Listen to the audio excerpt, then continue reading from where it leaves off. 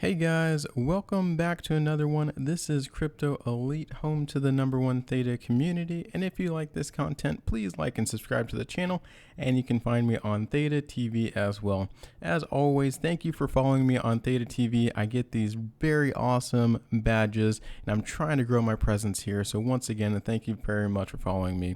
But in this video, we are going to be talking about Theta Cash or T-bill. I've had a lot of questions, a lot of DMs in my Twitter and other social media account asking me about T-bill and what is going on with GPOOL and why are we losing money and so on and so forth, and what I am doing with my T-bill. So I thought instead of answering each one of those questions individually, I actually just make a quick video about this, about what's going on about this situation. So if you're unfamiliar and you're just getting up to speed on, once again, the Theta news, this is T-bill or Theta Cash. It's a rebasing metaverse liquidity token according to the website.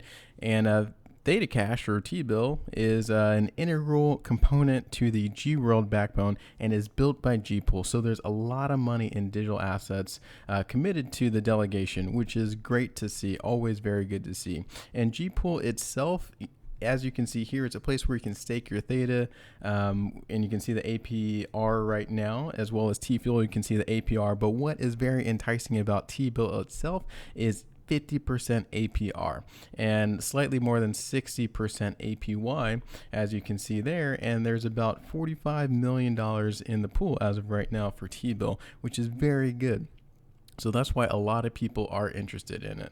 And here is the website for T-bill, which we'll check out in a second. But I just want to show, this is my previous video on how to stake T-bill. So I walked everyone through T-bill, and when I initially entered the pool, I'll just play a quick little snippet while I talk over it. But you can see right here, I had about $7, just less than $7 in the pool, and I actually never added any more to that, but I did want to give the community instructions on how to do that, which I think that mission was accomplished. But just with these pools, I always was a little skeptical, and so I stayed a little bit on the sideline. I put a little bit of money in the pools, as well as the Anchor protocol. Once again, very similar to this, I put a little money into the pool because I thought it was very cool. You can't get 50% APR in Anchor's example. You can't get 20% APY, but like I said, $7 is all I put in this pool.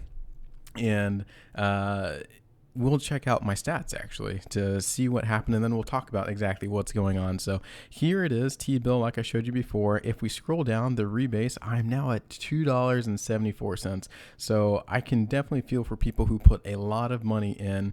That is over cut in half, a 50% devaluation of your money. And once again, they do a great job of tracking everything, and I don't have any multipliers. Like I said, I've kind of stayed on the sidelines with this, but there are these multipliers, which we'll talk about a little bit more in the future. And if you want to double check my wallet just to make sure I'm not hiding anything, there's my wallet address over there. You can check it, but I didn't add any more T-fuel outside of that one video that I created. And here is TBILL Stats.io. Once again, they do a very good job of, just putting all the data out there, and it's very easy to see. So here is some T-bill stats. Right here, you can see all of the LP that's activated. So once again, that $45 million, and the rewards, $31 million. And here's some important data that is to be noted. So the current Oracle, or the current price, is about 90 cents. So, the target is just over $1.09. So right now, T-bill is less than where it needs to be. And this has gone up exponentially over the past couple days since I made this video. When the Anchor protocol and Terra Luna and UST were crashing, so was T-bill as well. I think I saw it around 60 cents. Maybe it was a little bit lower. Let me know in the comments below. But I did do a quick perusing of it. So it is below where it needs to be. And same with the total value lock. So, when it very first came out, there was continuous growth, which is what you want to see for the TFUEL that was going into T-bill, which is great. And then everything just kind of slid down real quick. And that happened right around the same time as the Terra Luna and Anchor protocol UST conundrum. And same thing with T-bill. It's a fork of Ample Forth, and it was doing its thing. once again, it climbed up a little bit and then it crashed down. And same with my total value locked. Once again, it was more or less climbing initially, and then, it started declining actually back in April. So about a month ago, it started declining. The rewards that were given, they're continuously given out, which is great to see. And then the number of wallets is very interesting, and we'll keep note of this too. So the number of wallets is going down. And also the rebase and T-bill supply, when it first started and when T-bill was very popular, it was continuing to climb. So you see a lot of green candles. And then once again, around early April, things started to not be as good. I don't know if that's the correct word, but there was a decline. And then there was a massive decline once again, and that was, a late April, massive decline. And I think all that had to do with Terra Luna and a lot of people pulling their money out. And here is the T-bill to TFUEL ratio, and this just has to do with that sharp decline in TFUEL's price. That is why this ratio is so skewed. And then the LPs, once again, just because a lot of people are pulling their money out. So that's some overall stats for T-bill. If we go to my wallet, this is where, you can see everything. Once again, I haven't touched it since I created that video. My daily rewards, they were doing great. And then once again, with the entire crypto market, falling off, the rewards also fell off because a lot of people started pulling their money out. Total rewards, nice to see overall climbing. And then this is the total value locked for my wallet. So I started off right about $7, just like the YouTube video you saw. And then now, as we can see, about $3. So that still stands true. And then here is everything in 10-minute intervals, which I won't go through all that. It's a lot of data. But you can see what is happening here with T-bill. And why is this happening? One big reason is this thing called impermanent loss. And if you're very unfamiliar with it, it is something that, happens with these liquidity pools. It's the one downside to liquidity pools, among other things, but it's one of the main downsides. So I'll read a little bit about it. So if you've been involved in DeFi at all, you've almost certainly heard of impermanent loss. So it happens when the price of your tokens changes compared to when you deposited them into the pool. And as we know, the price of TFUEL and Theta and Bitcoin and the entire crypto space has just plummeted. So that is what we are seeing in these pools right now. It's just a reflection of the overall price of the crypto market right now. So what is impermanent loss? So the bigger the changes, which it has been a very massive change, guys. And just think about, a month ago, I want to say like 50% loss in like the price of certain cryptos, even more depending on the crypto. So the bigger the changes, the more you are exposed to impermanent loss.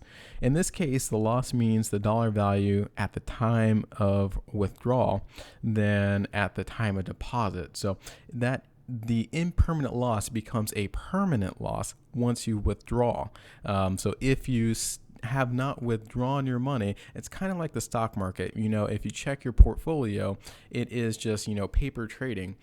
So you could be in the red, negative 50%, but as long as you don't sell, then, maybe in a year or 2 years, that negative 50%, the stock market might turn around and that might become a plus 100%. Who knows with the stock market, but that is impermanent loss.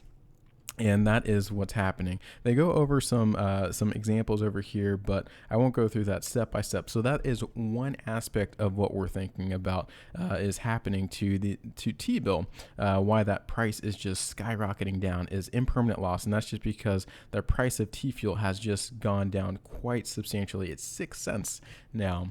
Another thing, and this is what the community has brought up a lot. I won't talk about it too much, but it's these stickers. The way these liquidity pools are, created, it's based off of an equal 50-50 split of TFUEL and T-bill going in, and everyone getting a fair share of about 0.3% of the transactions that happen on T-bill or in the liquidity pool. And these stickers, they kind of throw off that dynamic actually a lot. At first, the stickers weren't very much, but then the stickers, they I don't want to say they got out of hand, but there was a lot of stickers going around, and they were, if I scroll down, I think we can see over here, you could 2x the amount of money that you had. Oh, wait, here it is. The T-bill, 1.25, 1.5, 2x. So if you just bought a bunch of these stickers, then you could, easily double and more than double the amount of APY that you're getting back, or percentage that you're getting back, which is pretty insane. And a lot of people kind of got a little grumpy when certain people, they made a very good sale of their stickers, which went to charity. And then they just kind of pulled out of GPOOL. At least they made it public. They publicly disclosed that they did pull out of the T-bill in GPOOL because they wanted to do more research. So I'll just kind of leave that on the table, but a lot of the community was not very happy with that. So with that being said, that is another reason that kind of goes into, what is potentially causing a decline in the price of T-bill. One is impermanent loss just with the price of T-fuel. Two is potentially stickers, which is also throwing a different skew and a different dynamic into the liquidity pools. And then here is just another rehack on impermanent loss. So, and if you want to continue to invest in these pools like me, I'm not going to touch my money. Like I said, I don't have that much money in there, but if you believe in it. So exchange pooled tokens are high risk, but very high reward. You can't get 50% APR just anywhere. So only put your money in here if you truly believe in the long-term future of the exchange. So in a perfect world, you'll most likely suffer impermanent loss, but just, got to keep the horizon in mind, and only keep money that you're willing to take 100% losses in a pool. And I think that's very good advice from what I learned.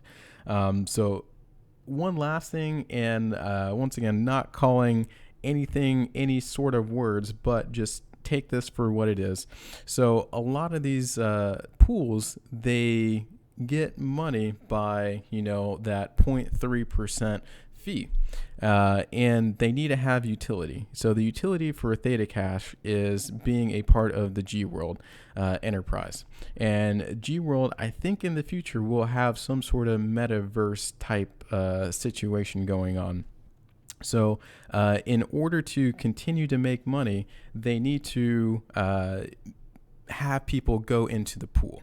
So imagine if no new members were moving into the pool, then how would everyone in the pool make money off of transaction fees if there's no additional new liquidity and new transactions going on?